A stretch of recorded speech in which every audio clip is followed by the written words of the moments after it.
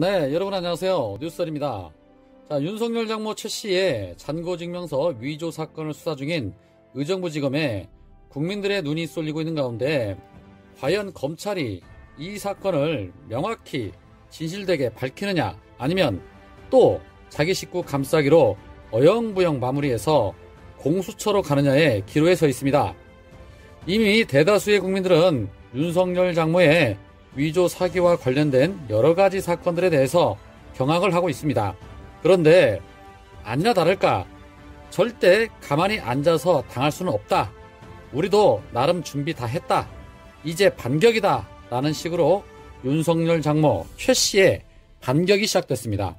그것도 다른 곳도 아닌 바로 채널A를 통해서 단독 보도가 됐습니다. 최 씨는 이제 와서 나도 동업자에게 속았다며 채널A에 녹음 파일을 넘겼는데요. 자, 이 사건은 윤석열의 장모 최 씨와 부동산 사업 동업자였던 안모 씨가 경기도 성남시 도촌동 땅을 구입할 때 안 씨의 말에 의하면 최 씨가 350억 원 규모의 허위 잔고증명서를 만들었다고 주장을 한 그런 사건입니다. 하지만 윤석열 장모 최 씨는 허위 증명서 작성은 안 씨가 요구를 했다며 안 씨에게서 오히려 50억 원대 사기를 당했다고 반박을 했습니다. 지난 2013년 1월부터 안 씨가 수십억을 빌려간 뒤 여러 인맥을 통해 돈을 갚을 수 있다고 거짓말했다는 겁니다. 당시에 통화 내용을 들어보면 안모 씨는 5억만 쥐어주고 일주일 틈만 주면 제가 20억 원 가져올 수 있고요. 외사촌 오빠는요, 금융감독원 감사원장까지 했잖아요. 자기 친동생이나 사촌동생이나 다 국세청 조사국장, 국세청장 이러잖아요. 라는 그런 내용이 나옵니다. 자, 윤석열 장모 최 씨는 안 씨가 한국자산관리공사 캠코에 근무한 적이 없었는데도 캠코 선배를 통해 부동산을 사면 돈을 갚을 수 있다며 허위잔고 증명서가 필요하다고 속였다고 설명을 했습니다.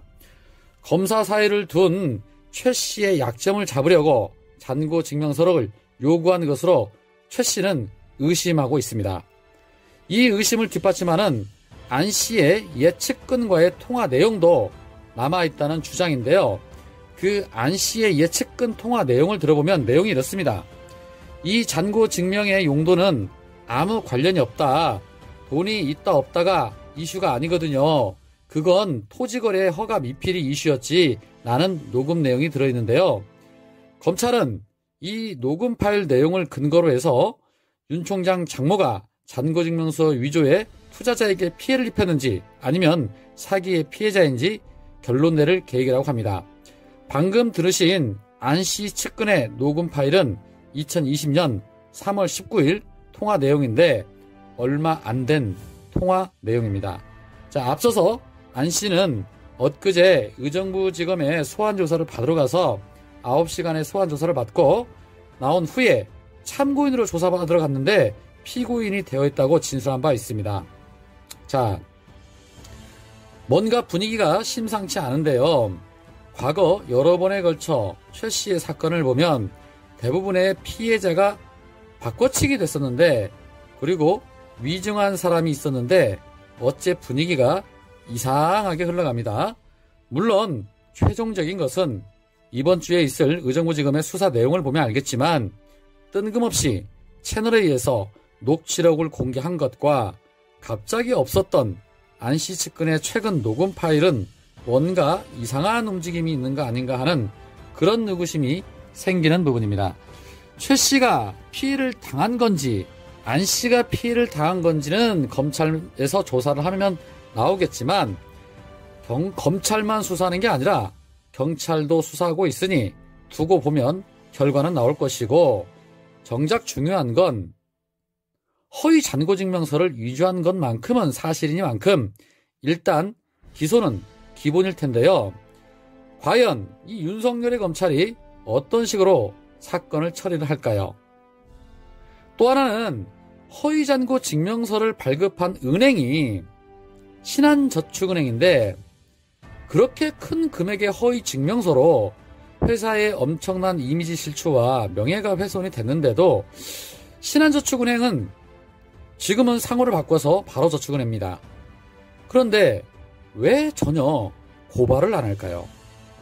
버젓이 은행과 은행장의 이름과 인감이 도용이 되었는데도 전혀 움직이지 않는 거, 이게 좀 이해를 할 수 없는 부분입니다.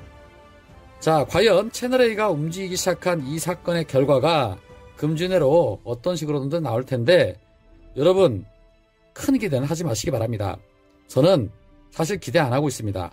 이 사건은 공수처 특검 1호 사건이 돼야만 그런 사건입니다.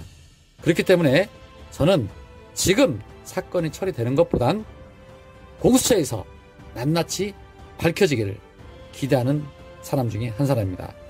여러분들은 어떠십니까? 공감하십니까? 오늘은 여기까지입니다. 고맙습니다.